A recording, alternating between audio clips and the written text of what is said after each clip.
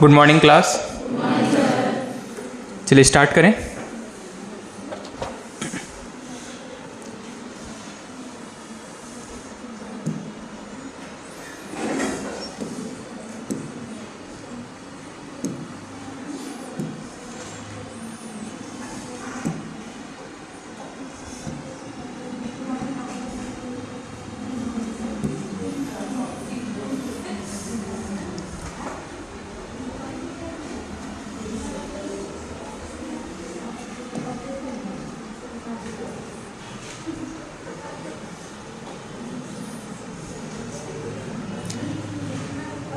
चलिए, अभी तक लास्ट क्लास में जितना हमने पढ़ा उसमें कोई समस्या है क्या? कोई डाउट है?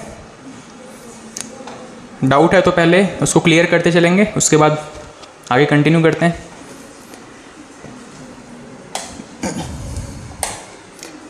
ये बताओ, लोकसभा में कितने सदस्य होते हैं? लोकसभा में कितने सांसद होते हैं?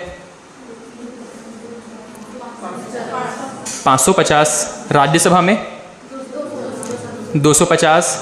एंग्लो इंडियन सीट्स अभी वैलिड है या नहीं है? एंग्लो इंडियन सीट्स को समाप्त कर दिया गया है। एंग्लो इंडियन किसको कहा जाता है? जिनके माता पिता में से एक यूरोपीय मूल के हों, दूसरे भारतीय हों। ठीक। अगर हम बात करते हैं सरकार की, एक तो शब्द हमने पढ़ा लोकसभा, एक शब्द हमने पढ़ा राज्यसभा और एक शब्द हमने पढ़ा सरकार। तो ये सरकार क्या होता है?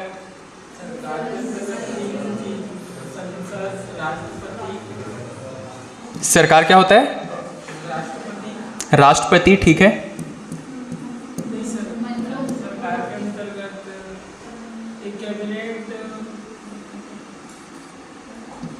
Cabinet ministers. और कोई आता है क्या इसमें सरकार के अंदर? मंत्रिपरिषद।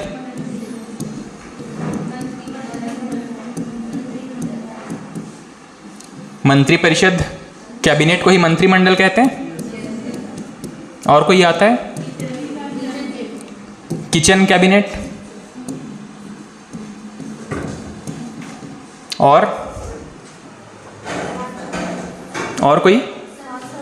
संसद।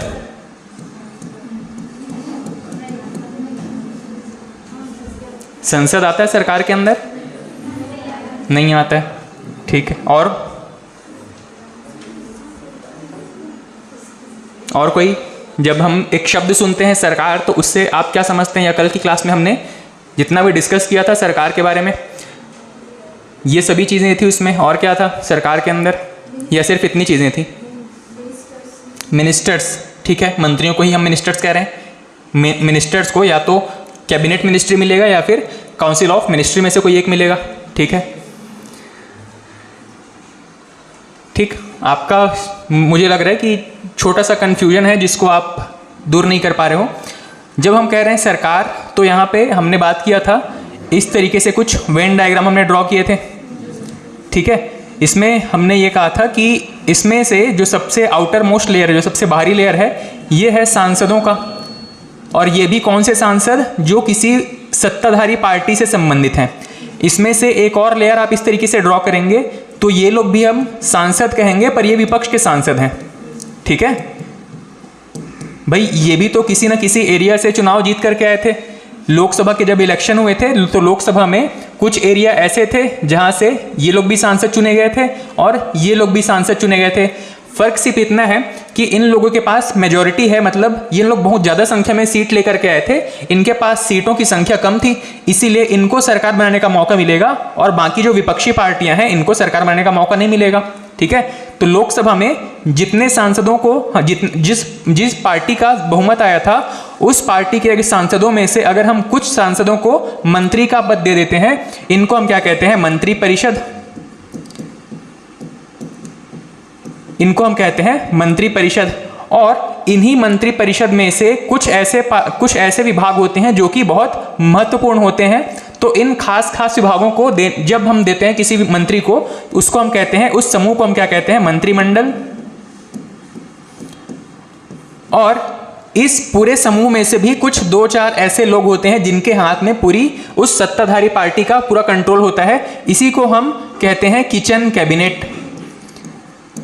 ठीक है। अब ये किचन कैबिनेट कहीं पर भी एक वैलिड टर्म नहीं है, इसके बारे में कहीं पे भी व्याख्या नहीं मिलती है, ये सिर्फ आम बोलचाल की भाषा में, राजनीति में उपयोग किया जाता है। ठीक है, ये जो किचन कैबिनेट है आपको किसी किताब में नहीं मिलेगा। और मंत्रिमंडल भी बाद में इंट्रोड्यूस किया गया था, जब संविधान लागू हुआ था उस समय सिर्फ मंत्रिपरिषद नाम का शब्द संविधान में लिखा गया था। ठीक है, तो मंत्रिपरिषद से एक छोटा समूह मंत्रिमंडल, और उसके अंदर का भी एक छोटा समूह क्या है आपका, किचन कैबिनेट। अब इसमें से अगर आपको एक टर्म में डिफाइन करना हो कि इसमें से सरकार हम किसको कहते हैं, तो ये जो पूरी काउंसिल ऑफ मिनिस्ट्री है इसको हम एक्चुअल में कहते हैं सरकार। ठीक है, इसको हम कहते हैं सरकार। वर्तमान में भारत में जिस पार्टी की भी सरकार है उसके मंत्री परिषद में जितने लोग शामिल होंगे उसी समूह को हम एक्चुअल में कहते हैं सरकार।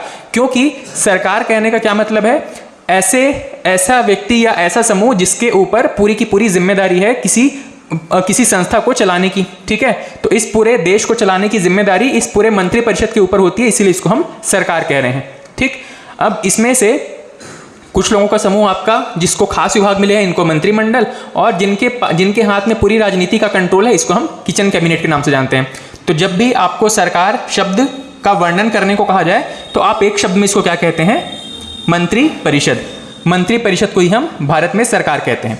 अब इस मंत्रिपरिषद में आपके पीएम और अन्य सभी मंत्री शामिल हो जाएंगे। ठीक है, मंत्रिपरिषद के अंदर प्रधानमंत्री और अन्य सभी विभागों के मंत्री इसमें शामिल हो जाएंगे। और अन्य मंत्रियों की जब हमने चर्चा की थी तो इसमें 2-3 हमने शब्द सुने थे। एक था आपका राज्य मंत्री और एक था आपका उप मंत्री। कैबिनेट वाले तो ये सारे हैं कैबिनेट।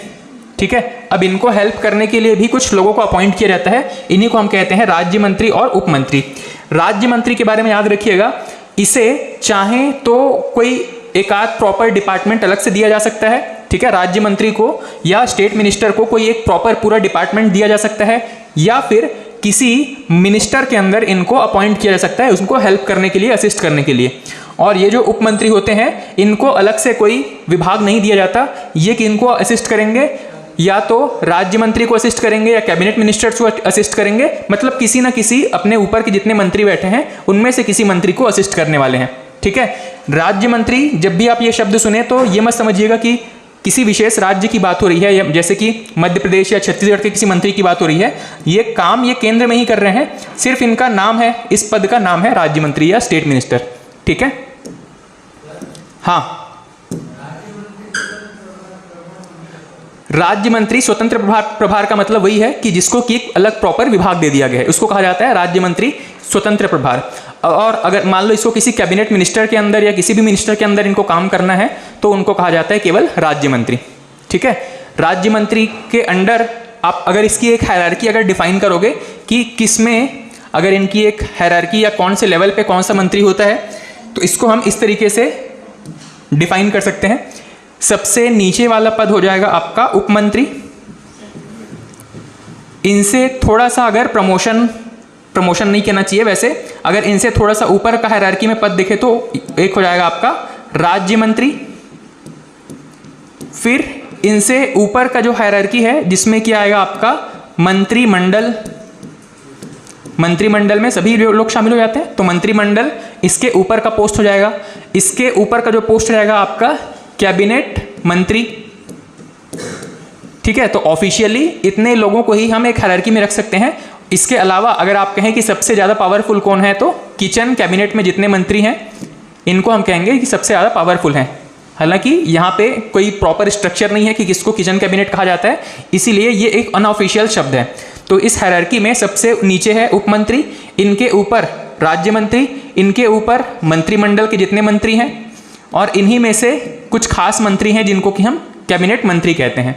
ठीक है, तो ये जो उप मंत्री हैं इनको कभी भी कोई प्रॉपर अलग से डिपार्टमेंट नहीं दिया जाता है, कोई विभाग नहीं दिया जाता है, ये किसी को भी असिस्ट कर सकते हैं। ठीक है, उनकी मदद के लिए, उनके डे टू डे लाइफ में उनको हेल्प करने के लिए उप मंत्रियों को इनके अंडर रखा जाता है। राज्य मंत्री में भी दो शब्द होते हैं, एक तो सामान्य किसी को राज्य मंत्री कह सकते हैं, और एक होता है राज्य मंत्री स्वतंत्र प्रभार। जब भी स्वतंत्र प्रभार शब्द मिले इसका मतलब है कि इसको कोई भी अलग से विभाग दिया गया है। किसी विभाग या किसी मंत्रालय को इनको सौंप दिया गया है, उनके सर्वे सर्वा हो जाएंगे राज्य मंत्री। उसमें निर्णय लेने का अधिकार राज्य मंत्री का होगा जब वे स्वतंत्र प्रभार के रूप में होंगे। लेकिन जब भी सामान्य राज्य मंत्री होंगे उनको किसी ना किसी मंत्री को असिस्ट करने के लिए रखा जाएगा, ठीक है। अब ये किनको असिस्ट करेंगे? ये उप मंत्री को असिस्ट नहीं करेंगे, वो उनसे लोअर पोस्ट है, ठीक है। तो राज्य मंत्री किनको असिस्ट कर सकते हैं?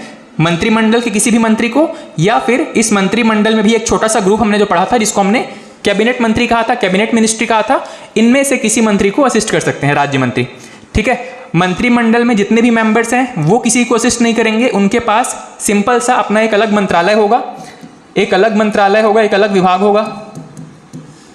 और इनमें कैबिनेट मिनिस्टर में भी सबके पास अलग मंत्रालय होता है, एक अलग मंत्रालय या एक अलग विभाग होगा,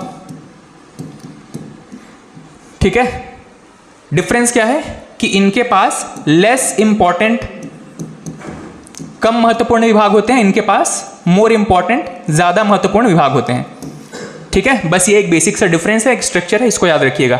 कैबिनेट मिनिस्टर्स महत्वपूर्ण विभाग वाले, इनके नीचे अगर कहें तो मंत्रिमंडल के जितने मंत्री होंगे कम महत्वपूर्ण विभाग वाले, इनके अंदर है राज्य मंत्री।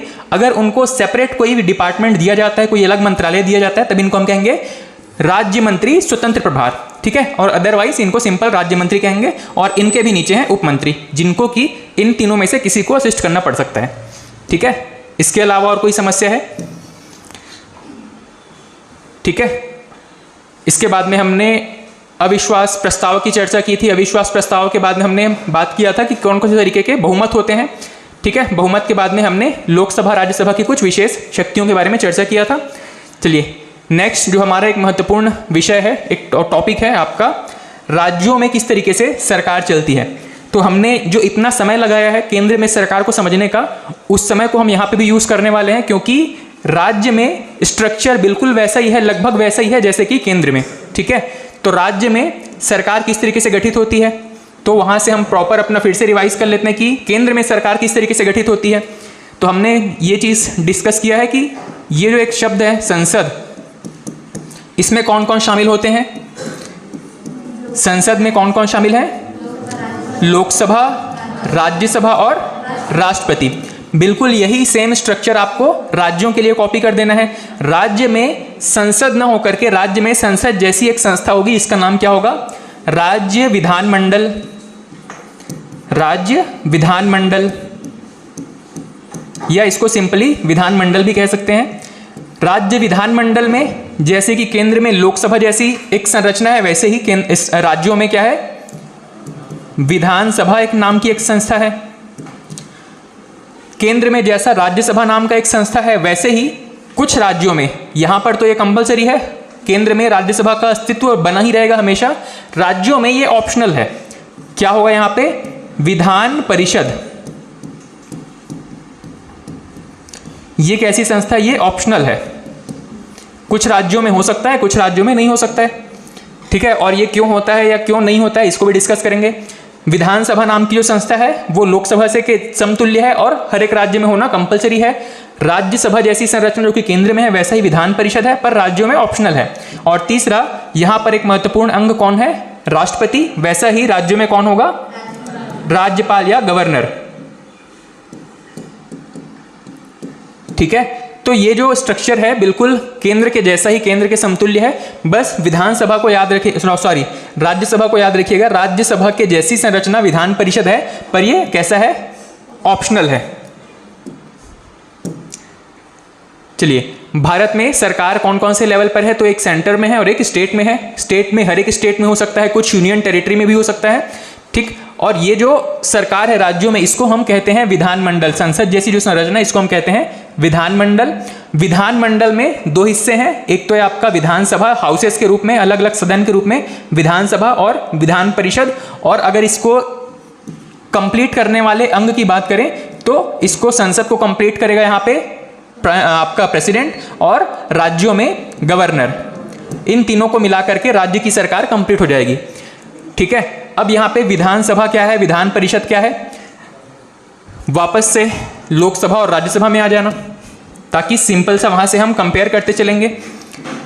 केंद्र में लोकसभा और राज्यों में विधानसभा। यहाँ पे इलेक्शन या चुनाव किस तरीके से होता था, प्रत्यक्ष या अप्रत्यक्ष?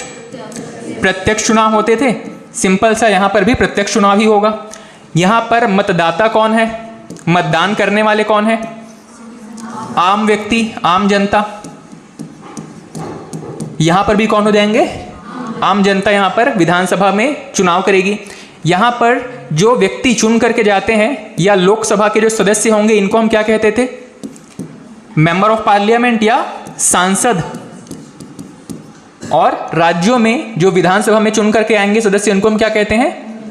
विधायक या एमएलए।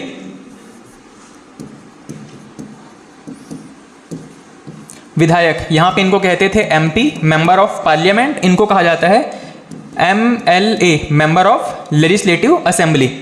ठीक है। उसके बाद यहां पे सदस्य संख्या कितनी थी? टोटल सदस्य संख्या कितनी है लोकसभा में?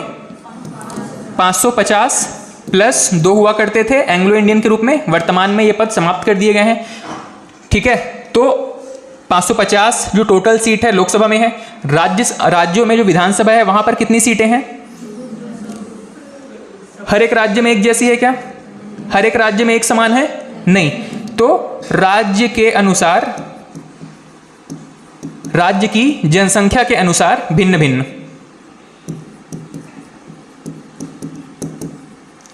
लोकसभा सीट भी हर एक राज्य में अलग अलग है। वैसे ही आपके विधानसभा की सीटों की संख्या भी राज्य की जनसंख्या के अनुसार, राज्य की जनसंख्या के अनुपात में। ठीक है। अगर हम ये चर्चा करें कि छत्तीसगढ़ का एक एग्जाम्पल लेकर के चलें, तो छत्तीसगढ़ में कितने विधानसभा सीटें हैं? 90 विधायक या 90 विधानसभा सीटें हैं छत्तीसगढ़ में। ठीक है। सबसे ज्यादा विधानसभा सीटें किस राज्य में होंगी? उत्तर प्रदेश में। सबसे कम विधानसभा सीटें किस राज्य में हो सकती हैं? गोवा में। किस हिसाब से हम ये एज्यूम कर रहे हैं? जनसंख्या के हिसाब से। ठीक है। जहां जनसंख्या ज्यादा है वहां पर सीट ज्यादा होगी, जहां जनसंख्या कम है वहां सीट कम होगी। ठीक। उसके बाद में राज्य विधान मंडल की जब बात करें तो इसमें एक शब्द है राज्य विधान परिषद।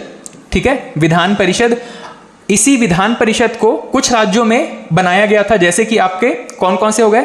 तो आपके टोटल शुरुआत में 7 राज्य, मतलब अभी लेटेस्ट डेटा के अकॉर्डिंग 6 राज्य हैं। पर इससे पहले जब जम्मू कश्मीर में आपका यूटी नहीं बनाया गया था, उस समय तक कितने राज्य थे? 7 राज्य थे। ठीक है। कौन कौन से राज्य हैं? अभी वर्तमान में, हाँ, आंध्र प्रदेश है, हाँ, तेलंगाना है, कर्नाटक है, हाँ, महाराष्ट्र है, यूपी और बिहार है। ठीक है। इसको पेयर्स में याद रखिएगा, याद हो जाएगा। सबसे पहले यूपी बिहार में है, पास पास है। उसके बाद महाराष्ट्र कर्नाटक है। ठीक है। और आंध्र प्रदेश तेलंगाना है। ये 6 राज्य ऐसे हैं जहां पर दोनों लेवल पर सरकार, दोनों लेवल के स्ट्रक्चर है, मतलब विधानसभा भी है और विधान परिषद भी है।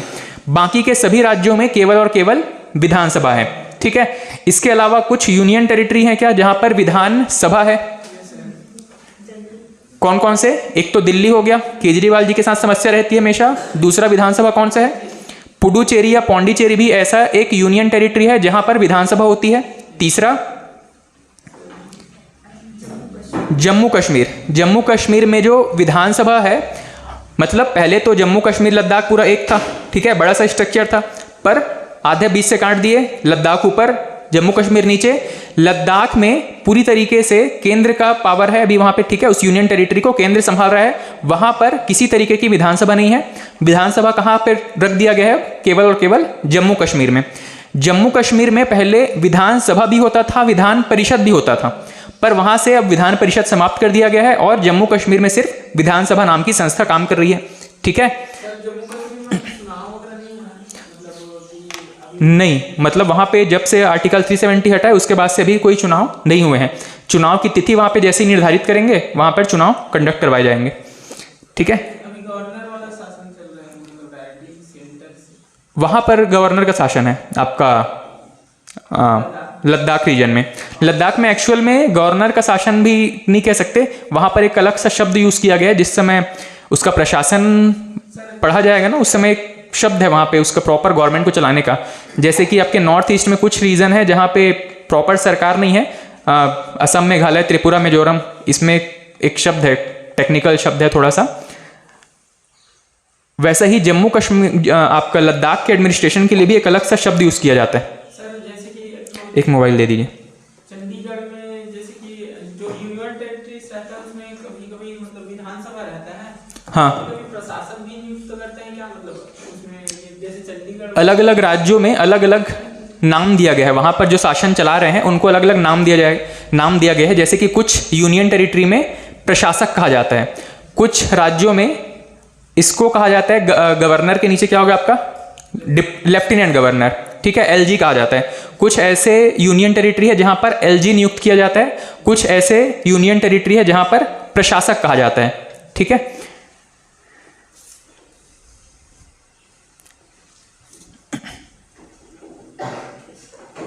ठीक, उसके बाद में यहाँ पे ये बताया गया है कि हर एक राज्य में विधान परिषद क्यों नहीं है। हर एक राज्य में विधान परिषद क्यों नहीं है। विधानसभा तो लगभग सभी राज्यों में है और यूनियन टेरिटरी में भी है, पर विधान परिषद हर एक जगह पर क्यों नहीं है, क्या रीजन हो सकता है? सर विधान परिषद बनाने से एक राज्य पर वित्तीय प्रभार भी ज्यादा पड़ता है, मंत्री पद वगैरह देना पड़ता है। हाँ, वित्तीय बोझ वहां पर ज्यादा हो सकता है। इसका एक कुछ और रीजन है क्या? देखिए, केंद्र में आपका लोकसभा और राज्यसभा है, उनका सिग्निफिकेंस कहां से है, उनका जो महत्व है, क्योंकि हमने पूरा का पूरा ब्रिटेन से ये स्ट्रक्चर, संसदीय व्यवस्था ब्रिटेन से कॉपी किया है, इसीलिए केंद्र में हमने लोकसभा और राज्यसभा रखा है। इसकी जरूरत हमको क्यों पड़ी? चाहे तो लोकसभा से भी काम चल सकता था, पर हमने ये देखा कि केंद्र में जो महत्वपूर्ण मुद्दे हैं, जो राष्ट्रीय महत्व के मुद्दे हैं, उनके ऊपर थोड़ा सा बैलेंस रखने के लिए एक दूसरे हाउस की आवश्यकता थी, इसीलिए वहां पर राज्यसभा की नियुक्ति की गई है, मतलब राज्यसभा को बनाया गया है। लेकिन राज्यों में देखा गया है कि मतलब यहां पर जो विधान मंडल है उसमें विधानसभा से काम चल सकता था। कुछ राज्यों ने विधान परिषद भी बनाए हैं। विधान परिषद बनाने का जो एक उद्देश्य होता है किसी राज्य का, वो होता है कि वहां पर जो राजनीतिक पार्टी है उनके जितने सदस्य हैं उनकी महत्वाकांक्षाओं को पूरा करना। महत्वाकांक्षा किस तरीके की? विधायक बनने की या मंत्री बनने की।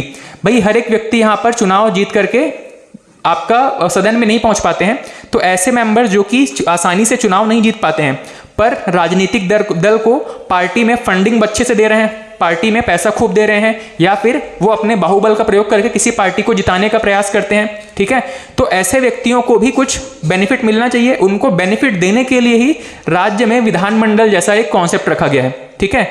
हर एक व्यक्ति जो है वो आम पब्लिक के बीच में उनका चेहरा बहुत फेमस नहीं होता है, उनको लोग मत नहीं देते हैं, वोट नहीं देते हैं, तो ये लोग चुनाव कभी भी जीत नहीं पाएंगे।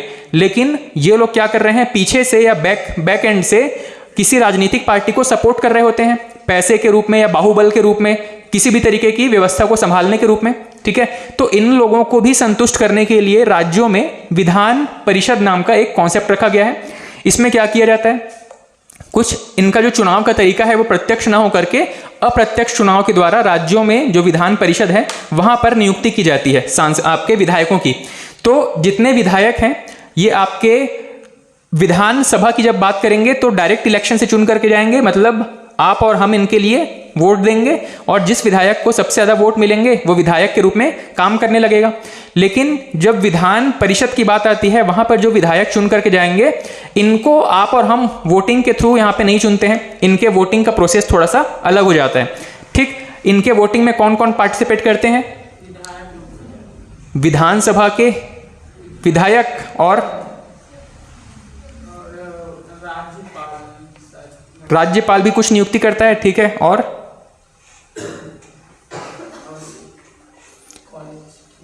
कॉलेज के प्रोफेसर, कुछ ग्रेजुएट लोगों को भी यहाँ पे कुछ सीट अलोकेट होती हैं कि ये लोग भी इतने सीटों पर चुनाव में वोटिंग कर सकते हैं, ठीक है। तो यहाँ पर ये याद रखिएगा कि लोकसभा और राज्यसभा में इलेक्शन का तरीका कैसा है। लोकसभा में कैसा है इलेक्शन का तरीका? प्रत्यक्ष चुनाव। उसके कंपैरिजन में राज्यों में कौन सा संस्था है? विधानसभा। विधानसभा में कैसा चुनाव होता है? प्रत्यक्ष चुनाव होता है। राज्यसभा में कैसा इलेक्शन होता है? अप्रत्यक्ष चुनाव होता है। वैसा ही एक अप्रत्यक्ष चुनाव का तरीका कहां पर है? विधान परिषद में। पर यहां पर जो अप्रत्यक्ष चुनाव का तरीका है उसमें भी थोड़ा सा डिफरेंस है, इसको हम देखते चलेंगे। विधान परिषद में इलेक्शन में सभी आम पब्लिक को पार्टिसिपेट करने का मौका नहीं मिलता है, कुछ विशेष लोगों को ही यहाँ पर मौका दिया जाता है इलेक्शन में वोट डालने का। इसी वजह से ये थोड़ा सा डिफरेंट है।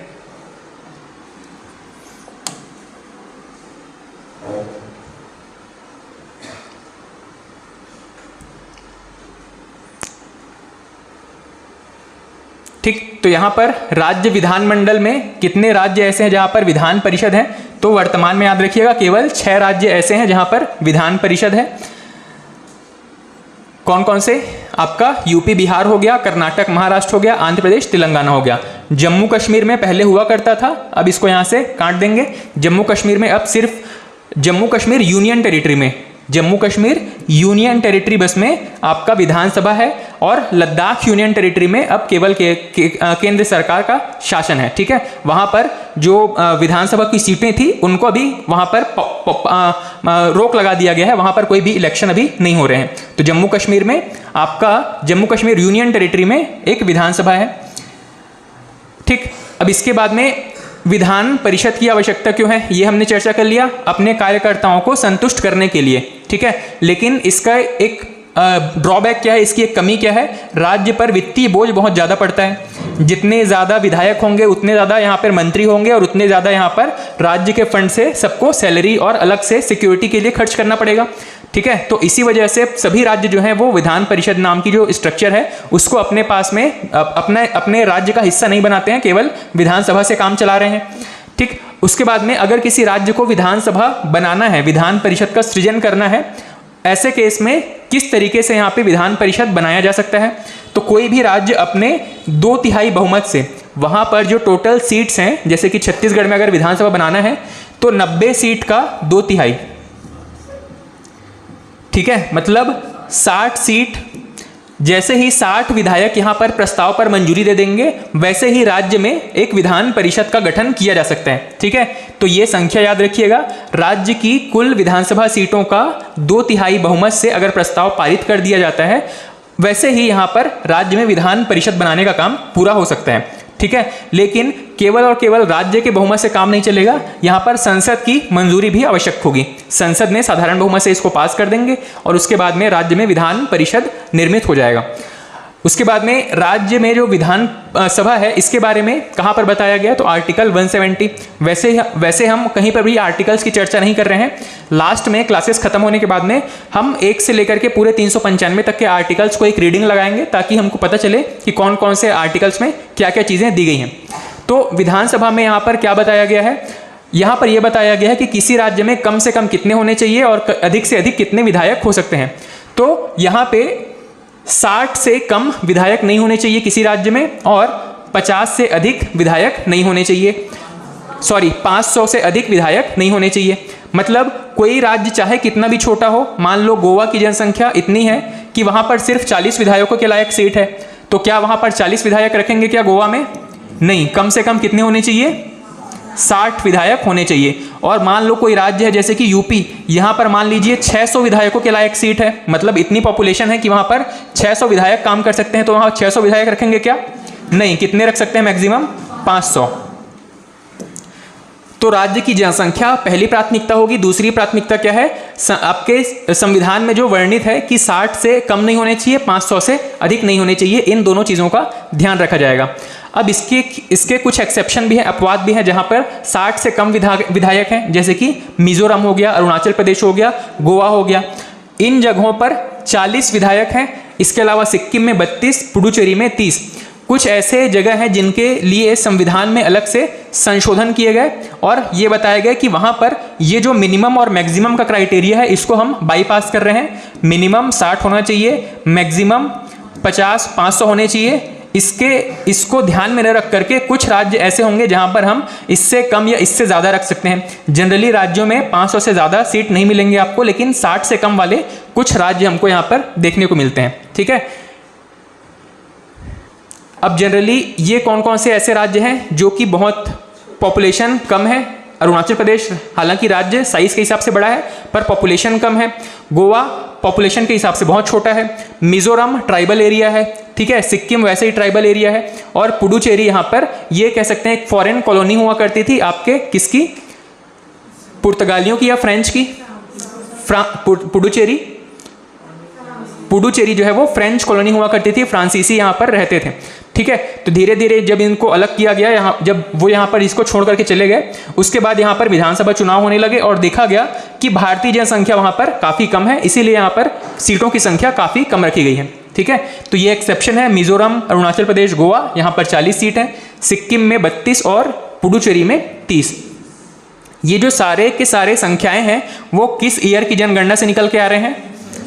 लोकसभा में कौन सी जनगणना को कौन से जनगणना को हमने ध्यान में रखा है? 1971 की जनगणना। राज्यों में भी 1971 की जनगणना। कब तक ये फिक्स रहेगा? 2026 तक।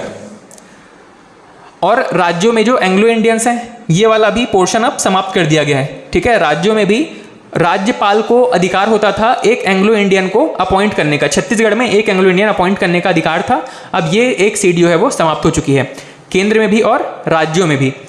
नेक्स्ट, विधान परिषद, इसकी चर्चा कहाँ पर की गई है? तो आर्टिकल नंबर 171 में। विधान परिषद में थोड़ा सा ध्यान रखना शुरू करेंगे यहाँ पे जब हम बात कर रहे हैं विधान परिषद किस तरीके से बनाया जा सकता है, इसको बनाने की जिम्मेदारी किसकी होगी? राज्य के विधानसभा की। अगर कहीं पर विधान परिषद बनाया जाना है, इसका प्रस्ताव कौन लेकर के आएंगे? विधानसभा में लेकर के आएंगे सबसे पहले। यहाँ पे कितने मंजूरी होनी चाहिए, कितने बहुमत से पास होना चाहिए? तो यहाँ पे 2/3 ऑफ टोटल सीट्स, 2/3 बहुमत से इसको यहाँ से पास होना है। जैसे ही ये यहाँ से पास हो जाएगा, अब ये कहाँ पर जाएगा? संसद में जाएगा मंजूरी के लिए। संसद में कितने बहुमत से पास होना है इसको? एक साधारण बहुमत से इसको पास होना है, इसी को हम कहते हैं 50% + 1 साधारण बहुमत। साधारण बहुमत में प्रेजेंट एंड वोटिंग। उस दिन संसद में जितने लोग प्रेजेंट हैं और जितने लोग वोटिंग में पार्टिसिपेट कर रहे हैं, उन्हीं का 50% से एक ज़्यादा प्रेजेंट एंड वोटिंग। इस तरीके से किसी भी राज्य में विधान परिषद बनाया जा सकता है। विधानसभा एक प्रस्ताव लेकर के आएगी, 2/3 बहुमत से विधानसभा में पास होगा, फिर संसद को चला जाएगा, संसद में साधारण बहुमत से इसको पास करेंगे। उसके बाद में जो तिथि वहां पर निर्धारित होगी उस डॉक्यूमेंट में जो डेट फिक्स किया गया होगा, उसी डेट से यहाँ पर राज्यों में विधान परिषद उपस्थित माना जाएगा, विधान परिषद नाम की संस्था गठित मानी जाएगी। ठीक, अब यहाँ पे जो लेजिस्लेटिव काउंसिल है, इसके सदस्यों की संख्या के बारे में बताया गया है। इनकी संख्या मिनिमम या मैक्सिमम कितनी हो सकती है? तो मिनिमम के बारे में नहीं बताया गया है, बल्कि लेजिस्लेटिव असेंबली या विधानसभा के सदस्यों का 1/3 से अधिक नहीं होगा।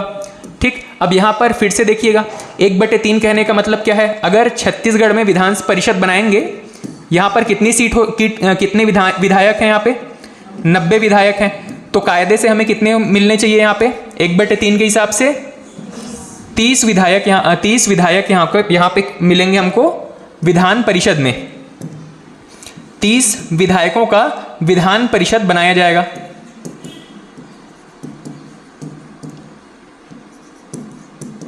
विधान परिषद में हमारे पास मैक्सिमम 30 विधायक होने चाहिए थे, पर यहाँ पे फिर से एक एक्सेप्शन रख दिया गया है। क्या बताया गया है? कि किसी भी राज्य में 40 से कम विधान परिषद की सीटें जो है 40 से कम नहीं होनी चाहिए। जम्मू कश्मीर पहले जब विधान परिषद था तब यहाँ पे टोटल 36 सीट था, ये एक एक्सेप्शन था। ठीक, अब मिनिमम किसी भी राज्य में अगर विधान परिषद बनाया जाता है तो 40 से कम नहीं होगा। अधिकतम कितना हो सकता है? अधिकतम कितना होगा? 1/3, 1/3। अब मुझे बताते चलिएगा, मान लीजिए यूपी में टोटल मान लीजिए 500 सीट है, कितना हो सकता है यहाँ पे मैक्सिमम?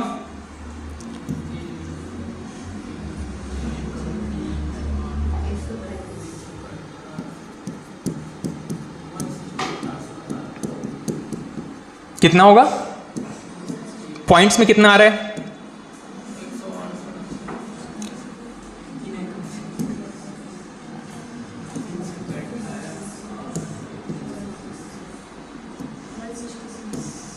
इस तरीके से ये 0.66 कंटिन्यू चला जाएगा। तो मतलब यहाँ पर 167 सीट मिनिमम होने चाहिए। ठीक है, मान लीजिए अगर यूपी में विधान परिषद बनाया जाता है तो वहाँ की विधानसभा सीटों की संख्या देखेंगे, कितनी सीट है? हमारे एग्जाम्पल के अकॉर्डिंग मान लो वहाँ पर 500 सीट हैं। 500 विधायक है वहाँ पे विधानसभा में, उसका टोटल 1/3 वहाँ पे हम कितना क्या रख सकते हैं, विधान परिषद रख सकते हैं। ये टोटल नंबर कितना निकल के आ रहा है हमारा 167। उसी तरीके से गोवा में अगर बात करें तो टोटल कितने विधानसभा सीटें हैं यहाँ पे 40, इसका 1/3 निकाल देंगे तो 13 पॉइंट कुछ आएगा। इसको हम मान लेते हैं कि 14 यहाँ पर तो फिक्स नंबर आएगा।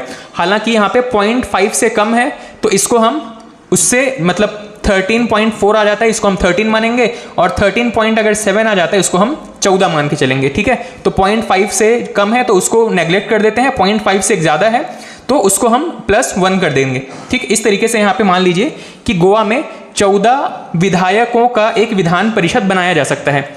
अब एक और कंडीशन यहाँ पे क्या दिया गया है, किसी भी राज्य में विधान परिषद में मिनिमम कितने होने चाहिए 40। उसी तरीके से यहाँ पे आप गोवा का कंडीशन देख लो, गोवा में 40 सदस्यों का विधानसभा है, कितने सदस्य होने चाहिए कायदे से वहाँ पे विधान परिषद में 13 या 14, लेकिन होंगे कितने 40। विधान परिषद में यहाँ पे कितने सदस्य होंगे 40 लोकसभा 40 यहाँ पे विधायक विधानसभा में होंगे, 40 विधान परिषद में होंगे। क्यों? क्योंकि एक कंडीशन है आपके संविधान में, मिनिमम कहीं पर 40 से कम विधान परिषद की सीटें नहीं होंगी। ठीक है, मैक्सिमम के बारे में कहां से पता चलेगा हमको, विधानसभा सीटों की संख्या के हिसाब से हम मैक्सिमम निकाल लेंगे किसी भी राज्य में, क्योंकि विधानसभा में 500 से ज़्यादा सीट नहीं हो सकती हैं। उसके हिसाब से वहां पर जितना भी मैक्सिमम निकलेगा उसको हम वैलिड मानेंगे, लेकिन मिनिमम का कंडीशन यहाँ पे फुलफिल करना पड़ेगा।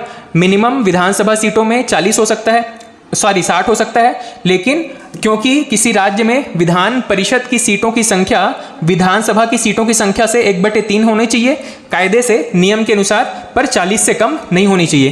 तो इन दोनों में जो भी बड़ा निकल करके आएगा, जैसे कि यहाँ पर 40 की संख्या बड़ा है, इसीलिए हम यहाँ पर 40 सीटों का विधान परिषद गठित कर सकते हैं।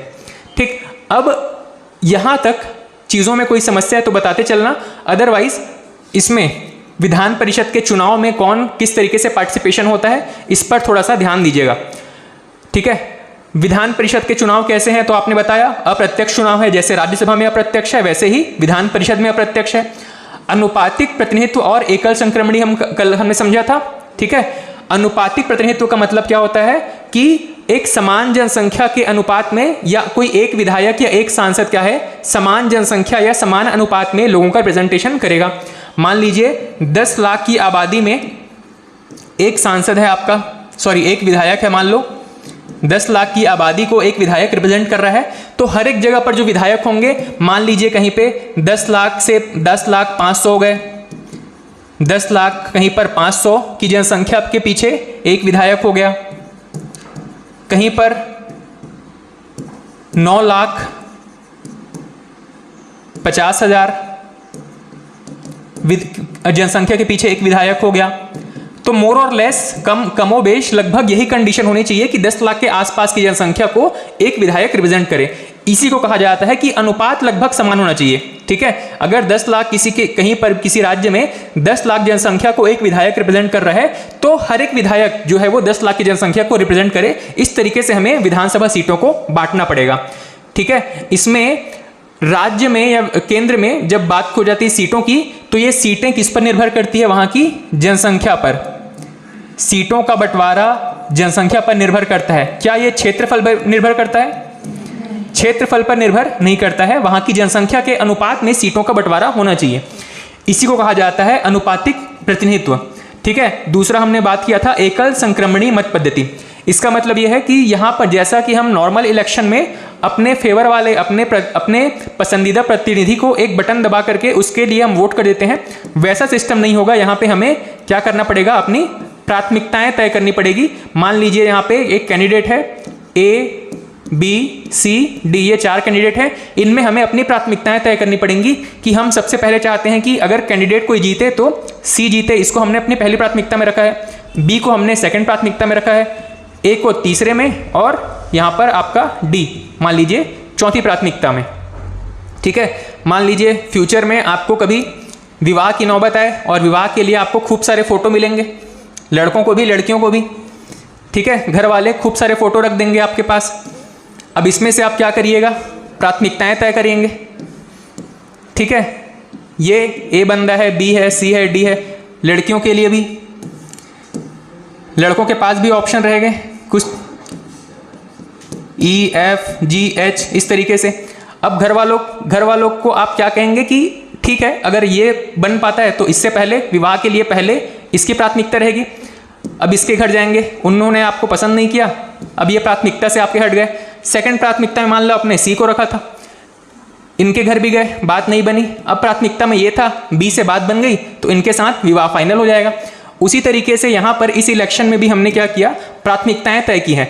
मान लो अगर ये कैंडिडेट आपको सबसे ज़्यादा पसंद है तो आप इसको पहली प्राथमिकता में रखेंगे, उसके बाद जो पसंद है उसको सेकंड प्राथमिकता में। अगर ये दोनों भी चुनाव में नहीं जीत पाते हैं तब आप अपनी अगली प्राथमिकता बताएंगे कि इन दोनों के अलावा मुझे ये भी पसंद है, और अगर ये भी नहीं है तो फिर लास्ट में एक और प्राथमिकता। जितने कैंडिडेट वहाँ पर खड़े रहेंगे इलेक्शन में, उन सभी के लिए आपको प्राथमिकताएँ तय करनी पड़ेंगी। अब यहाँ पर एक और चीज़ है, एकल संक्रमणीय मत पद्धति में जब आपको बैलेट पेपर मिलता है, आपको नहीं मतलब जिस भी विधायक को या सांसद को बैलेट पेपर मिलता है, तो उसको ऐसा नहीं है कि सबकी हर एक कैंडिडेट को, यहाँ पे मान लो चुनाव में 4 लोग खड़े हैं तो सबको अपनी पहली प्राथमिकता दे दे, ये एक वैलिड नहीं रहेगा, उससे उसका जो बैलेट पेपर है वो रिजेक्ट हो जाएगा। ठीक है, सभी को सेकंड प्राथमिकता दे दे, ऐसा भी नहीं है, जिससे भी उसका बैलेट पेपर जो है वो रिजेक्ट हो जाएगा। इसमें फॉर्म को, इस बैलेट पेपर को फिल करने का एक ही तरीका है, अगर उसको अपनी इस फॉर्म को वैलिड रखना है तो उसके पास एक ही ऑप्शन है कि वो कायदे से जितने भी मेंबर्स यहाँ पे हैं सभी के लिए अपनी प्राथमिकताएं तय करें। ठीक है, जितने मेंबर्स हैं उसके लिए एक सीक्वेंस में प्राथमिकताएं तय करें। वो ऊपर नीचे किसी को भी अपनी पहली प्राथमिकता रख सकता है, पर एक सीक्वेंस में ही इसको अपना ये प्राथमिकता रखना पड़ेगा। जितने मेंबर हैं उतनी प्राथमिकताएं तय करनी पड़ेगी। सबको एक एक नहीं दे सकता, सबको 2-2 नहीं दे सकता, या खाली भी छोड़ देगा तो भी उसका बैलेट पेपर जो है वो रिजेक्ट हो जाएगा। इस तरीके से ये जो पूरा प्रोसेस है चुनाव का, इसको हम कहते हैं एकल संक्रमणीय मत पद्धति। अब एग्जाम के लिए जो सबसे ज़्यादा इंपॉर्टेंट है, खासकर PSC में, जहां पर आपके मल्टी लाइन वाले क्वेश्चन पूछे जाते हैं, मल्टीपल स्टेटमेंट्स वाले क्वेश्चन पूछे जाते हैं, वहां पर सबसे अच्छा क्वेश्चन ये पूछा जाता है कि विधान परिषद के इलेक्शन में कौन पार्टिसिपेट करता है। तो सबसे पहले ये बता दीजिएगा कि विधानसभा के इलेक्शन में कौन पार्टिसिपेट करता है। विधानसभा के इलेक्शन में मतदाता कौन होते हैं? आम जनता यहाँ पे मतदाता होगी। आम जनता, नॉर्मल पब्लिक यहाँ पे वोट करेगी, जो भी जिसके पास भी वोटर आईडी है या जो भी 18 वर्ष से ज़्यादा का है, जिसका नाम वहाँ की मतदाता सूची में दर्ज है, वो वहाँ पर वोटिंग में पार्टिसिपेट करेंगे। लेकिन जब बात आती है विधान परिषद की, विधान परिषद में मतदाता कौन होंगे, तो इसमें कुछ कंडीशंस बता दिए गए हैं। जितने भी नंबर ऑफ सीट्स हैं वहाँ पे विधान परिषद में मान लीजिए किसी राज्य में 40 सीट हैं। इसके नंबर्स को हम ईजी रखने के लिए एक नंबर ले सकते हैं। यहाँ पर मान लीजिए यहाँ पे टोटल 36 सीट हैं। ठीक है, टोटल मान लीजिए किसी राज्य में विधान परिषद है और वहाँ पर टोटल 36 सीट्स हैं। अब इस 36 को अलग अलग कैटेगरी में बांट दिया जाएगा, कौन से क्षेत्र में किस प्रकार के लोग यहाँ पर इलेक्शन में पार्टिसिपेट करेंगे। तो इस 36 में से सबसे पहले ये देखेंगे कि 1/12 सदस्य जो होंगे वो किसके लिए रिजर्व होंगे। उन 1/12 सीटों में केवल और केवल स्नातक, जितने भी उस राज्य में जो ग्रेजुएट पॉपुलेशन है, वो लोग यहाँ पर वोटिंग में पार्टिसिपेट करेंगे। कोई भी ऐसा व्यक्ति जिसने कि 3 वर्ष का अपना स्नातक कंप्लीट कर लिया है, वो व्यक्ति यहाँ पर मतदाता के रूप में काम करेगा। कितनी सीटों पर? 1/12 हिस्से पर। अगर इसका 1/12 निकाल देंगे तो 3 सीट, मतलब 3 सीटों पर इलेक्शन में मतदाता कौन होंगे? स्नातक, जितने भी ग्रेजुएट होंगे वो वहां पर वोटिंग करेंगे। कितनी सीटों पर? 3 सीटों पर। 1/12 सीट इनके लिए रिजर्व कर दिया गया। उसके बाद 1/12 सदस्य, 1/12 हिस्सा दोबारा निकालेंगे। इस 1/12 हिस्से में कौन पार्टिसिपेट करेंगे? तो जितने भी एजुकेशनल डिपार्टमेंट है, वहाँ पे जितने भी शिक्षक हैं, चाहे स्कूल हो चाहे कॉलेज हो, इन सभी के जो शिक्षक हैं वो पार्टिसिपेट करेंगे। और कितनी सीटों के लिए? तो वापस से 1/12 सीटों के लिए। 1/12 सीटों के बाद की अगर चर्चा करें तो कितनी सीट निकल के आएंगे यहाँ पे? 3 सीट। उसके बाद उसी 36 सीटों में से हम 1/3 निकालेंगे और इस 1/3 सीटों पर कौन मतदाता होंगे? यहाँ पे जितने भी आपके लोकल गवर्नमेंट के मेंबर्स होंगे, जैसे कि पंचायत हो गए, आपके ग्राम पंचायत हो गए, नगर पंचायत हो गए या डिस्ट्रिक्ट बोर्ड हो गए, जहां पर भी जिस तरीके का स्ट्रक्चर है वहां पे 1/3। अब इसका 1/3 निकालेंगे तो कितना हो जाएगा? 12 सीटों पर जिला बोर्ड क्या है? कुछ जगहों पे जहाँ पे डेवलपमेंट थोड़ा ज़्यादा रहता है वहाँ पे नगर पंचायत या ग्राम पंचायत ना होकर के वहाँ पर एडमिनिस्ट्रेशन डिस्ट्रिक्ट बोर्ड के द्वारा चलाया जाता है। ठीक है, कुछ ऐसे जगह हैं जहाँ पर डेवलपमेंट नगर पंचायत या ग्राम पंचायत से ज़्यादा है, वहाँ पर सीधे डिस्ट्रिक्ट अथॉरिटी वहाँ पर कुछ मेंबर्स को अपॉइंट करती है। जिला पंचायत क्या है? नहीं, जिला बोर्ड अलग है, जिला पंचायत अलग है। ग्राम पंचायत, जनपद पंचायत, जिला पंचायत, ये तो आपके पंचायत के 3 हिस्से हो गए हैं। ठीक है, जिला बोर्ड कुछ राज्यों में, कुछ क्षेत्रों में इसको गठित किया जाता है, जैसे कि कुछ छावनी क्षेत्र होते हैं। ठीक है, छावनी जो एरिया है वहाँ पर भी एडमिनिस्ट्रेशन अलग तरीके से होते हैं, जहाँ पर मतलब पुलिस या सेना के अधिकारियों की मौजूदगी ज़्यादा होती है, वहाँ पर भी ग्राम पंचायत या जनपद पंचायत, जिला पंचायत नहीं होता है, वहाँ पर छावनी का एक अलग से एडमिनिस्ट्रेशन होता है। ठीक है, वैसे ही जहाँ पर नगर पंचायत है, ग्राम पंचायत या जनपद पंचायत है, तो जितने भी पंचायत होंगे उन सभी के मेंबर्स यहाँ पर वोटर के तौर पे कितने सदस्यों का चुनाव करेंगे? 1/3 सदस्यों का। हमारे एग्जाम्पल के हिसाब से यहाँ पे 12 मेंबर्स का चुनाव ये लोग मिलकर के करेंगे। उसके बाद में फिर से इसी का 1/3 निकालेंगे और इस 1/3 मतलब यहाँ पर टोटल 12 सदस्यों का, इस 36 में से 1/3 निकाल देंगे तो 12 सदस्य निकलेंगे। 12 सदस्यों के इलेक्शन में वोटर या मतदाता कौन होंगे? तो जितने भी विधानसभा के सदस्य होंगे, मान लीजिए छत्तीसगढ़ में अगर 90 विधायक हैं तो इन 90 विधायकों के द्वारा वोट किया जाएगा और वोट करके यहाँ पे 12 सदस्यों का चुनाव कर लिया जाएगा। नेक्स्ट, टोटल का जो बचा हुआ सीट है कितना बचेगा आपका? 1/6 सीट बचेगा और इस 1/6 सीट में राज्यपाल या उस राज्य का जो गवर्नर है वो वहाँ पे मनोनीत करेगा। मनोनीत करने का मतलब है कि वो सीधे अपनी मर्जी से कुछ लोगों का यहाँ पर चुनाव कर लेगा, अपनी मर्जी से। इसके ऊपर किसी का कोई कंट्रोल नहीं है, कोई वोटर नहीं रहेगा। ठीक है, तो अब इसको याद करेंगे। 1/12 सीट पे कौन होंगे वोटर्स? जितने भी वहाँ पे ग्रेजुएट हैं। 1/12 बचे हुए जो 1/12 सीट हैं उसमें कौन वोटर्स होंगे? टीचर्स या शिक्षक। 1/3 सीटों पे वोटर्स कौन होंगे? लोकल अथॉरिटीज के जितने मेंबर्स हैं वो सभी वहाँ पे वोटर्स बनेंगे। 1/3 सीटों पर विधानसभा के जितने विधायक हैं और 1/6 सीटों पर उस राज्य के राज्यपाल।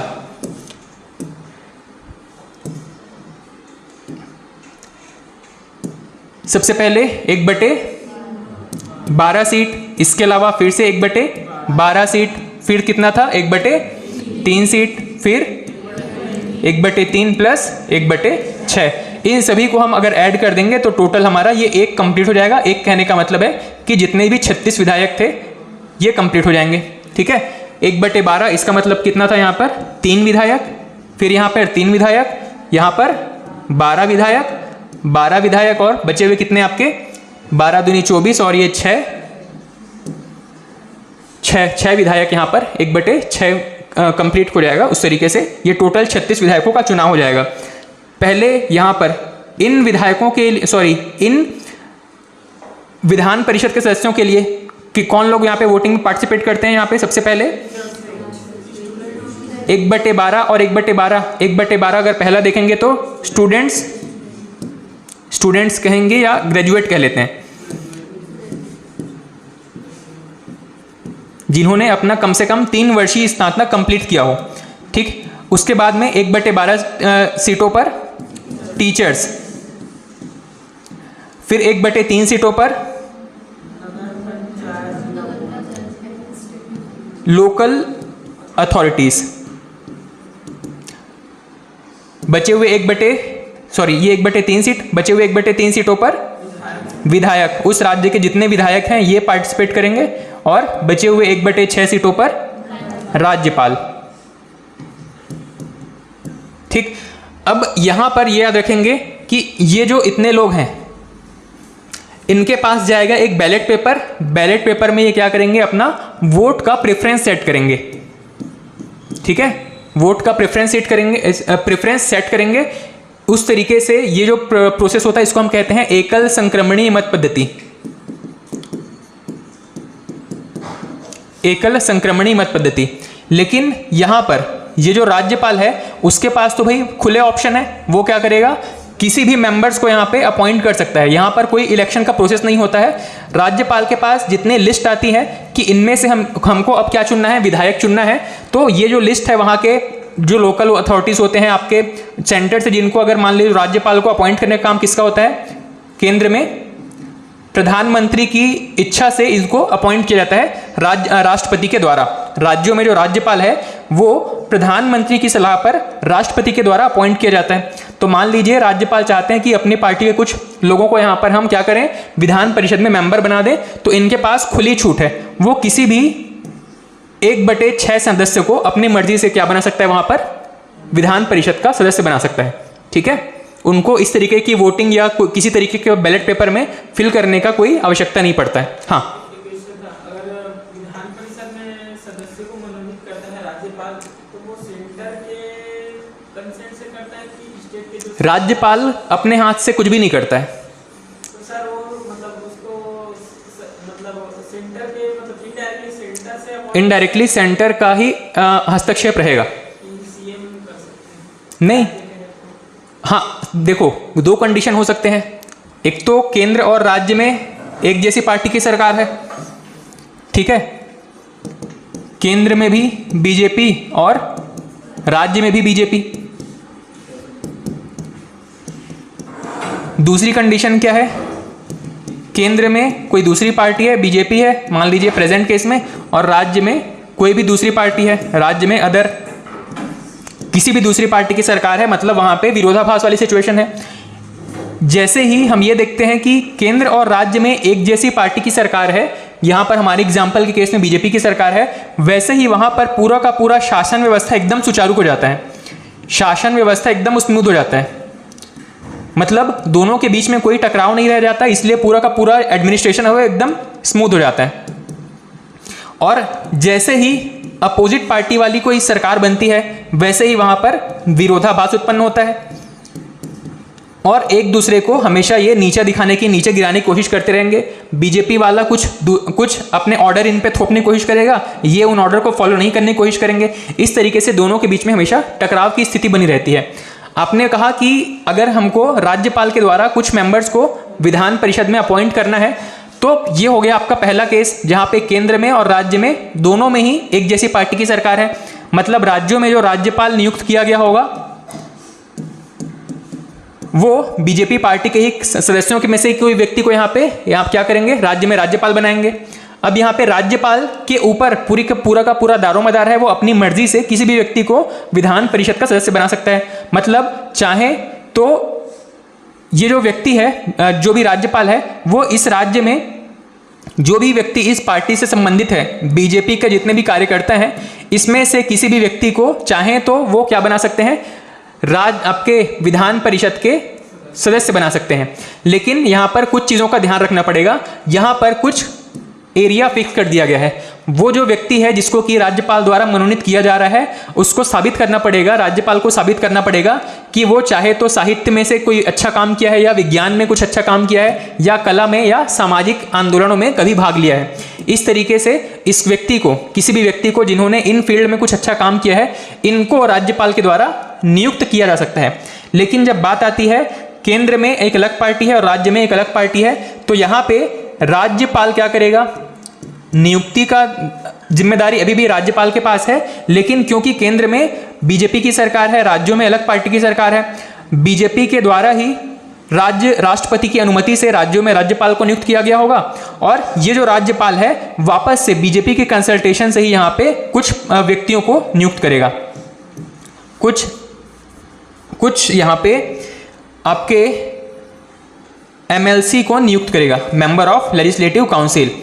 ये जो राज्यपाल है बीजेपी की सलाह से, केंद्र में जो बीजेपी की सरकार बैठी हुई है उनकी सलाह से राज्यों में एमएलसी की नियुक्ति करेगा। तो डिपेंड करता है कि राज्यों में किस तरीके की पार्टी है, केंद्र में जो पार्टी है वही पार्टी की सरकार है या अलग पार्टी की सरकार है। जैसे ही अलग पार्टी की सरकार होती है, विरोध उत्पन्न होने लगता है। नेक्स्ट, राज्य विधानमंडल में कार्यकाल कितना कितना होता है। तो सबसे पहले विधानसभा, लोकसभा में कितना होता था, 5 वर्ष। वैसे ही राज्य में विधानसभा में कितना होगा, 5 वर्ष। राज्यसभा का कार्यकाल कितना था, 6 इयर्स। राज्यसभा का कार्यकाल था या राज्यसभा के सदस्यों का कार्यकाल था, सदस्यों का कार्यकाल था 6 वर्ष। वैसे ही यहाँ पर भी विधान परिषद के सदस्यों का कार्यकाल होगा 6 वर्ष। विधान परिषद का कार्यकाल निर्धारित नहीं होगा, ठीक है, इसका विघटन संभव नहीं है, इसका विघटन हर 5 साल में हो जाएगा, ठीक है। ये अस्थायी सदन है क्योंकि हर 5 साल में अबॉलिश हो जाएगा, समाप्त हो जाएगा। ये स्थायी सदन है, ये हमेशा अस्तित्व में बना रहेगा। उसके बाद में जो चीज़ हमने राज्यसभा के बारे में डिस्कस किया था, हर 2 वर्ष में 1/3 मेंबर्स वापस रिन्यू होते चले जाएंगे, 1/3 चले जाएंगे, 1/3 वापस आ जाएंगे। इस तरीके से वहाँ पे इनका कार्यकाल निर्धारित हो जाएगा, ठीक। अब उसके बाद में विधानमंडल का सदस्य बनने की कुछ योग्यताएं हैं, सिंपल सी वैसी योग्यताएं हैं जो कि लोकसभा राज्यसभा में हमने पढ़ा था। पहली चीज़ कि वो भारत का नागरिक हो, सबसे पहली प्राथमिकता क्या है, भारत का नागरिक होना। उसके बाद विधानसभा के लिए कितना वर्ष होना चाहिए, 30 वर्ष। विधान परिषद के लिए कितना न्यूनतम आयु चाहिए, 30 वर्ष, 25 वर्ष और 30 वर्ष। उसके अलावा रिप्रेजेंटेशन ऑफ पीपल्स एक्ट 1951 हमने पढ़ा था, जन प्रतिनिधित्व अधिनियम 1951 हमने पढ़ा था।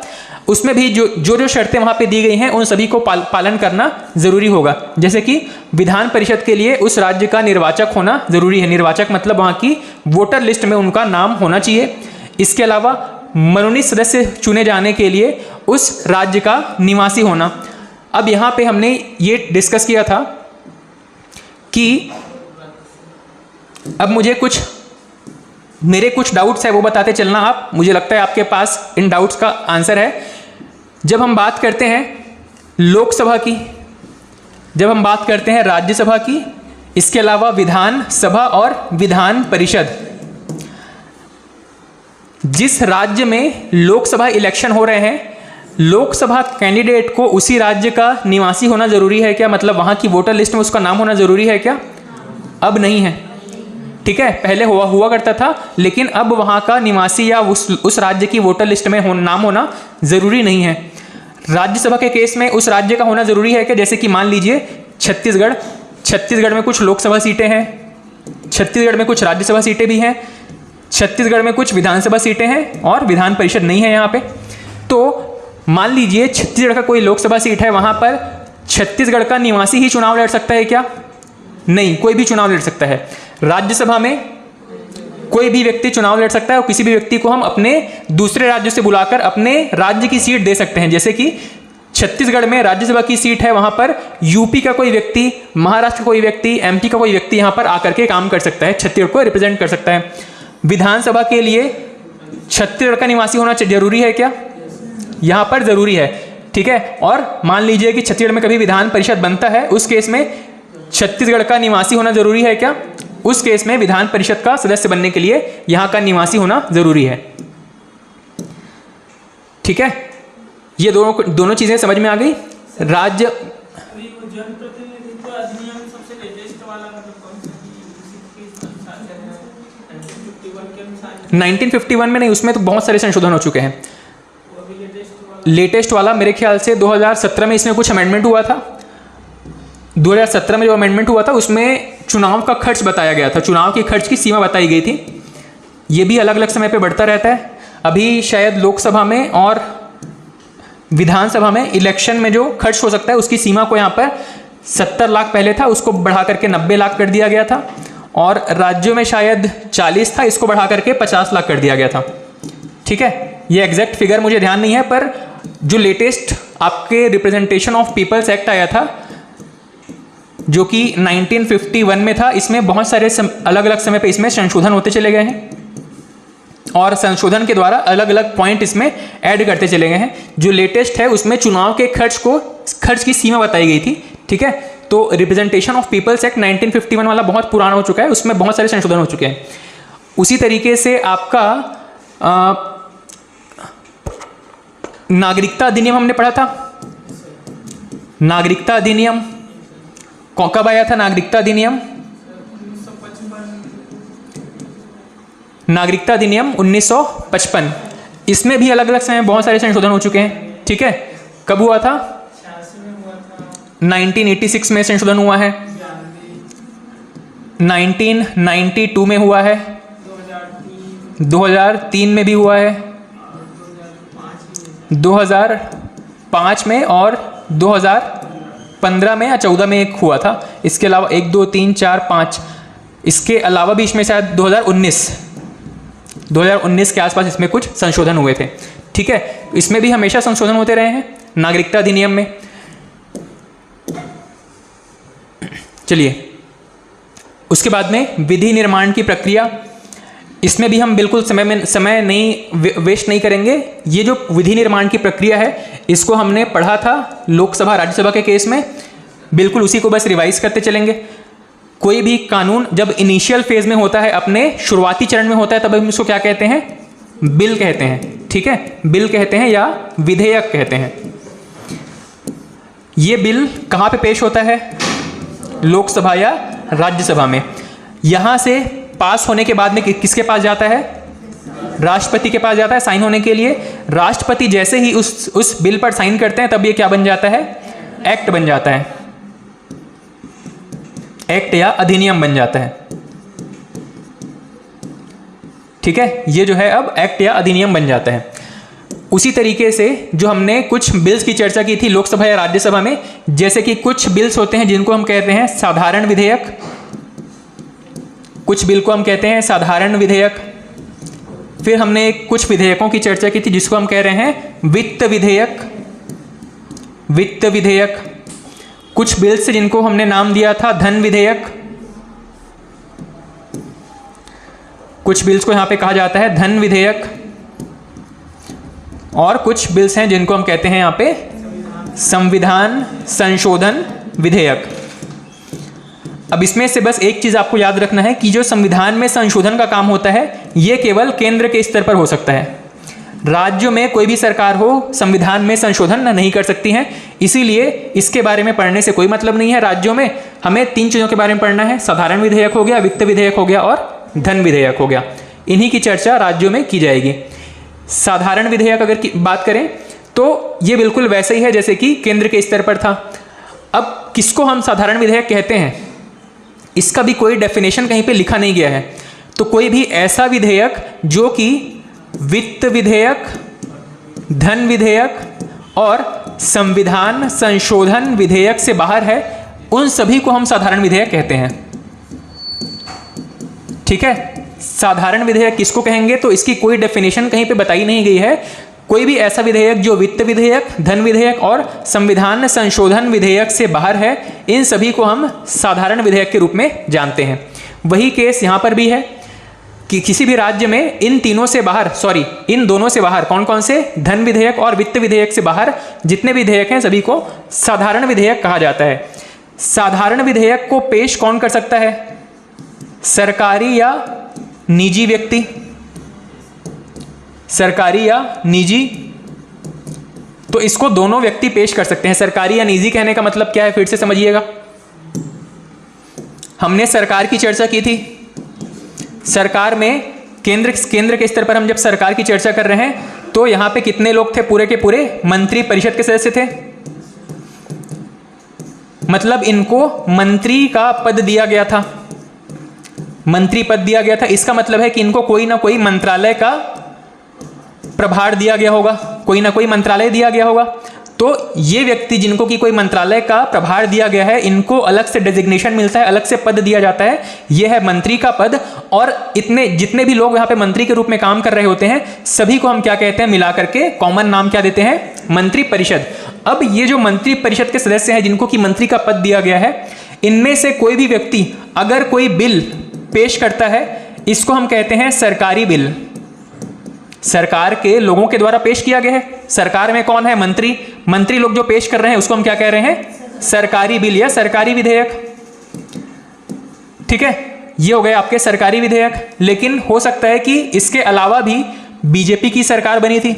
बीजेपी की सरकार में बहुत सारे सांसद हैं, बहुत सारे सांसद हैं। इसमें से कुछ सांसदों को हमने मंत्रिपरिषद में शामिल किया था, बचे हुए तो कुछ सांसद और भी होंगे।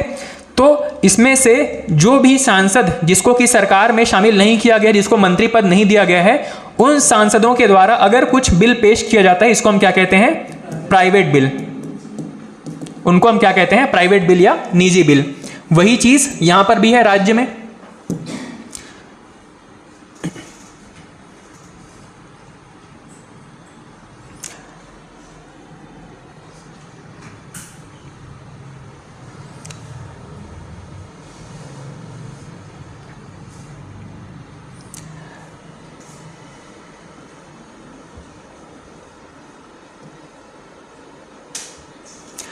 राज्यों में भी जब किसी पार्टी की जो सरकार बनी है, मान लीजिए प्रेजेंट केस में छत्तीसगढ़ में कांग्रेस की सरकार है, कांग्रेस की सरकार में जितने लोगों को मंत्री का पद दिया गया होगा उनमें से कोई भी मंत्री अगर कोई बिल यहाँ पे पेश करता है, इसको हम क्या कहते हैं?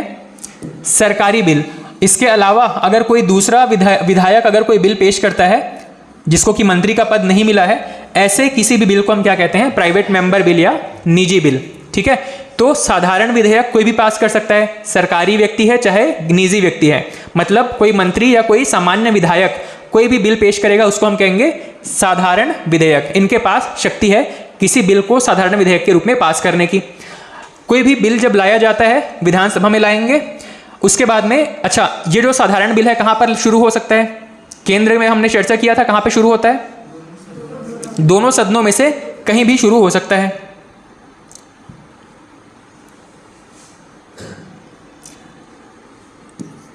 साधारण बिल कहां पर लाया जाता है सबसे पहले? लोकसभा या राज्यसभा, कहीं पर भी ला सकते हैं। वित्त विधेयक केवल लोकसभा से शुरू होता है। ये धन विधेयक के जैसा इसको लाया जाता है। वित्त विधेयक जो है वो लाया जाता है धन विधेयक की तरह, लेकिन पास होता है किसके जैसा? साधारण विधेयक की तरह। तो धन विधेयक ये भी लाएगा सबसे पहले लोकसभा में। और आपका एक बच गया संविधान संशोधन विधेयक, इसको कहां पर ला सकते हैं? लोकसभा या राज्यसभा, दोनों में। तो साधारण विधेयक और संविधान संशोधन विधेयक इसको किसी भी सदन में ला सकते हैं, लेकिन वित्त विधेयक और धन विधेयक ये कहां पर लाएंगे? सबसे पहले लोकसभा में। लोकसभा से पास होने के बाद में राज्यसभा चला जाएगा। हाँ, वित्त विधेयक में पार्ट 1 पार्ट 2 होता है। मैंने चर्चा किया था कि धन विधेयक में जब धन विधेयक का दायरा थोड़ा सा और बढ़ा देते हैं, उसमें से कुछ विधेयकों को हम वित्त विधेयक कहते हैं। पार्ट 1 और पार्ट 2 दिया गया है, पर हमारे लिए एग्जाम में पूछता भी नहीं है, इसीलिए हमने उसको स्किप कर दिया है। ठीक है, वित्त विधेयक का जो पार्ट 1 है ना, हाँ, उसको लोकसभा से ही पेश करते हैं। थोड़ा सा डेप्थ में जाना पड़ेगा फिर उसके लिए। आपने पढ़ा है इसलिए आपको पता है, मैंने पढ़ा इसलिए मेरे को पता है, पर बाकी लोग के लिए फिर वो कन्फ्यूजन वाला स्टेट बनता है। तो अभी फिलहाल याद रखिएगा कि वित्त विधेयक सबसे पहले कहाँ लाता है? लोकसभा में। ठीक है, अब मैं आपसे ये कहूँ कि नागरिकता के बारे में तो हम सभी ने पढ़ लिया है। नागरिकता प्राप्त करने के कितने उपाय थे? 5 उपाय थे। सबसे पहले कौन सा था? जन्म से, वंश के आधार पर, पंजीकरण के आधार पर, देशीकरण और अर्जित क्षेत्र के आधार पर। ठीक है, ये 5 प्रकार हमने पढ़े थे। लेकिन संविधान संशोधन नागरिकता अधिनियम में अलग अलग समय पर जब संशोधन हुए तो अब जन्म से आधार पर नहीं मिलता है। ठीक है, इसमें बहुत सारी चीज़ें ऐसी हैं जिसको हम आगे जितनी बार हम पढ़ते जाएंगे उतनी बार कुछ नया चीज़ हमको मिलता जाएगा। एक ही बार में अगर हम सारी चीज़ों को पढ़ते चले जाएंगे तो कन्फ्यूज़न वाला स्टेट हो जाता है। इसीलिए मैंने अभी तक ये भी नहीं पढ़ाया था कि जन्म के आधार पर नागरिकता समाप्त हो चुकी है। ठीक है, जन्म के आधार पर नागरिकता समाप्त हो चुकी है। हमको जो नागरिकता मिली है किस आधार पर मिली है? वंश के आधार पर। ठीक है, हमारे माता पिता भारतीय थे, इसी वजह से हम भारतीय हैं। ठीक है, जन्म के आधार पर किसी व्यक्ति को नागरिकता अब नहीं मिलता है। ठीक, तो यहां पर भी इतना ध्यान रखिएगा, साधारण बिल लोकसभा राज्यसभा दोनों से, संविधान संशोधन बिल कहीं पर भी ला सकते हैं, वित्त विधेयक और धन विधेयक केवल और केवल कहां शुरू किया जाएगा? लोकसभा से। वही सेम चीज राज्यों के केस में है। राज्य में जो सरकार है वहां पे भी विधानसभा में साधारण विधेयक कहां पर ला सकते हैं? विधानसभा या विधान परिषद, दोनों में ला सकते हैं। मैंने एक एग्जाम्पल यहां पर लिखा हुआ है कि मान लीजिए विधान परिषद में सबसे पहले लाया गया और वहां से पास हो गया है। अब जाता है बिल विधानसभा के पास में।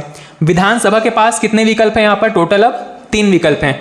जैसा हमने वहां पर देखा था वैसा यहाँ पर है। मान लीजिए विधेयक को ये स्वीकार कर लेते हैं, उसके बाद में तो कोई दिक्कत ही नहीं है, राज्यपाल को भेजेंगे, राज्यपाल साइन करेगा और इनका काम खत्म, बिल जो है वो अब एक्ट बन चुका होगा। लेकिन अगर विधानसभा चाहे तो उसको अस्वीकार कर दे, रिजेक्ट कर दे, वैसे ही वो बिल क्या होगा? समाप्त हो जाएगा। या अगर चाहे विधानसभा उसको संशोधन के लिए डिमांड कर सकते हैं। यहां पर संशोधन की जब डिमांड करेंगे तो वो बिल वापस से समाप्त हो जाएगा। इसका एक कंक्लूजन अगर आप ये निकालो कि अब विधान परिषद बहुत ज़्यादा शक्तिशाली है क्या, तो इनके पास पावर बहुत कम है। ठीक है, किसी भी राज्य में अगर विधान परिषद है तो उसके पास पावर बहुत कम होती है। देख रहे हैं, अगर वो कोई विधान परिषद कोई बिल लेकर के आ रहा है तो उस पर संशोधन भी नहीं करवा सकते हैं। कोई ऐसा बिल जो कि विधानसभा की सहमति से आ रहा है, विधानसभा की मर्जी के अनुसार आ रहा है, वही बिल पास हो सकता है। अदरवाइज वो बिल फेल होना कंपलसरी है। ठीक है, जो विधानसभा है वो उसको रिजेक्ट कर देगा या फिर उसमें अमेंडमेंट प्रपोज करेगा, दोनों ही कंडीशन में वो बिल समाप्त हो जाएगा। ठीक, एक पूरा स्ट्रक्चर यहाँ पे देखिएगा। अगर प्रस्ताव लाया गया विधानसभा से अगर लाया गया है, विधानसभा में पारित हो गया है, भेजा जाएगा विधान परिषद में, विधान परिषद के बाद में चला जाएगा राज्यपाल के पास में। लेकिन अब विधान परिषद के पास कितने विकल्प हैं? वापस से यहाँ पे 3 विकल्प हैं। विधान परिषद चाहे तो इसको स्वीकार कर लेंगे, ऐसी केस में बिल राज्यपाल के पास जाएगा, पारित हो जाएगा। दूसरा केस है, अगर इसको अस्वीकार कर दें या 3 महीने तक रोके रखें या संशोधन की डिमांड करें। मैंने आपको एक चीज यहां पे बता दिया है कि विधान परिषद के पास पावर कैसा है, बहुत कम है। विधान परिषद का पास पावर कम है, इसको आप इसी एग्जांपल से देख सकते हो। अगर वो बिल को एक्सेप्ट नहीं करते हैं, 3 महीने तक रोके रखते हैं या फिर उसमें कोई भी अमेंडमेंट प्रपोज करते हैं, ऐसे किसी भी केस में ये बिल वापस से कहां चला जाएगा? विधानसभा को।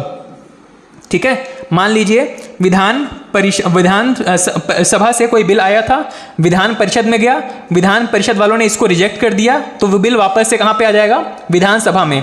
मान लीजिए विधानसभा ने उस पर कोई एक्शन नहीं लिया, 3 महीने बीत गए, वो बिल वापस कहां पे आ जाएगा? विधानसभा में। मान लो विधान परिषद के पास गया और इन्होंने कुछ अमेंडमेंट प्रपोज किए, कुछ सुधार इसमें करने के लिए कहा, ऐसे केस में उन सुधारों को लेकर के वापस से विधानसभा में वो बिल आ जाएगा, यहां पर चर्चा होगी। अब कोई भी कंडीशन, इन तीनों में से कोई भी कंडीशन हो, अब पूरी की पूरी पावर विधानसभा के पास कॉन्सेंट्रेट हो जाएगी। ठीक है, अब विधानसभा वापस से उस बिल पर चाहे तो चर्चा करें, इन्होंने जो संशोधन की डिमांड रखी थी उस संशोधन को करें या ना करें। सारे ही केसेस में विधानसभा एक बार फिर उस बिल को कहां भेजेगा? विधान परिषद के पास में। अब विधान परिषद के पास मैक्सिमम 1 महीने और रोकने की पावर है, अदरवाइज वो बिल जो है वो यथावत एज इट इज राज्यपाल के पास चला जाएगा, राज्यपाल साइन करेंगे और बिल पास हो जाएगा। ठीक, तो दोनों ही केसेस में आप ध्यान दीजिएगा। एक बार मेरे को रिवाइज करवा दो कि हमने कहा कि कोई बिल है जो कि विधानसभा से विधान परिषद में गया साइन होने के लिए, कुछ बिल हैं जो कि विधान परिषद से विधानसभा में गए। तो सबसे पहले हमने केस देखा कि कोई बिल विधान परिषद से विधानसभा में जाता है। विधानसभा के पास क्या क्या ऑप्शन है? सबसे पहले तो ये इसको एक्सेप्ट कर सकते हैं। विधान परिषद में जो बिल लाया गया था वो विधानसभा में आया, विधानसभा जो है वो इसको एक्सेप्ट कर लेगा। एक्सेप्ट कर लिया मतलब वो इस बिल से खुश है, वो उस बिल को पास करके कहाँ भेजेंगे? आपके पास गवर्नर के पास, राज्यपाल के पास भेजेंगे, वो उस पर साइन करेंगे, बिल पास हो जाएगा। इनके पास सेकेंड पावर क्या है? वो चाहे तो उस बिल पे सीधे सीधे रिजेक्ट कर सकते हैं। ऐसे केस में वो बिल गवर्नर के पास जाएगा क्या? नहीं जाएगा, वो बिल वहीं पे लैप्स हो जाएगा। तीसरी पावर क्या है इनके पास? संशोधन की डिमांड कर सकते हैं। ठीक है, विधानसभा यहां पर संशोधन की डिमांड कर रहा है, जैसे ये संशोधन की डिमांड करेंगे ये गवर्नर के पास जाएगा क्या? विधान परिषद के पास जाएगा क्या? नहीं, किसी के पास नहीं जाएगा, ये बिल सीधा लैप्स हो जाएगा। ठीक है, वहीं अगर दूसरी तरफ इसके कंपैरिजन में आप यहां पर देखो तो विधानसभा में कोई बिल आया, विधान परिषद के पास गया, विधान परिषद के पास कितने ऑप्शंस हैं? सबसे पहला ऑप्शन तो है एक्सेप्ट कर ले, एक्सेप्ट कर ले तो गवर्नर के पास चला जाए, गवर्नर के पास साइन हो गया, वो बिल पास मान लेंगे। दूसरा है वो उसको रिजेक्ट कर दे, रिजेक्ट कर देगा तो वो बिल कहां चला जाएगा? वापस विधानसभा चला जाएगा। विधानसभा से वापस जब वो बिल आएगा किसके पास में? विधान परिषद के पास में, तो कितने माह और रोक सकते हैं? विधानसभा से आएगा ये वापस से विधान परिषद के पास में, विधान परिषद के पास कितने टाइम तक रोकने की पावर है? 1 माह और रोक लेंगे, उसके बाद वो बिल बाय डिफॉल्ट गवर्नर के पास चला जाएगा, गवर्नर साइन करेगा, वो बिल जो है वो एक्ट बन जाएगा। ये इनके पास एक और ऑप्शन था। तीसरी कंडीशन क्या है इनके पास? संशोधन की डिमांड कर सकते हैं। अगर ये संशोधन की डिमांड करेंगे तब क्या होगा? उस केस में ये बिल वापस से कहां चला जाएगा? विधानसभा में। विधानसभा से चाहे संशोधन करके या बिना करे वो बिल वापस कहां आएगा? विधान परिषद में आएगा। विधान परिषद वापस उसको कितने समय तक रोक सकते हैं? 1 माह तक रोक सकते हैं, फिर गवर्नर के पास चला जाएगा, फिर साइन कर देंगे, वैसे ही वो एक्ट बन जाएगा। तो दोनों में आप देख रहे हो कि विधान परिषद के पास पावर्स कितनी लिमिटेड है, जबकि विधानसभा के पास पावर कितनी ज़्यादा है। तो विधान परिषद का अस्तित्व में होना या ना होना बहुत मैटर नहीं करता है, जबकि राज्यसभा का अस्तित्व में होना बहुत मैटर करता है। ठीक है, इनके पास ज़्यादा पावर नहीं है राज्यों में, बल्कि विधानसभा के पास ज़्यादातर पावर कॉन्सेंट्रेटेड यहाँ पे हमको दिखाई देती हैं। ठीक है, तो ये चीज़ समझ में आ गया। विधानसभा के पास आएगा तो क्या होगा, विधान परिषद के पास पहले शुरू होगा तो क्या होगा। ठीक है,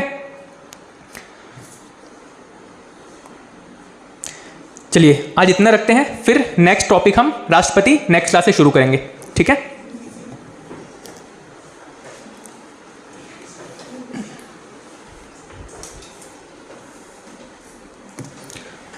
ओके, थैंक यू।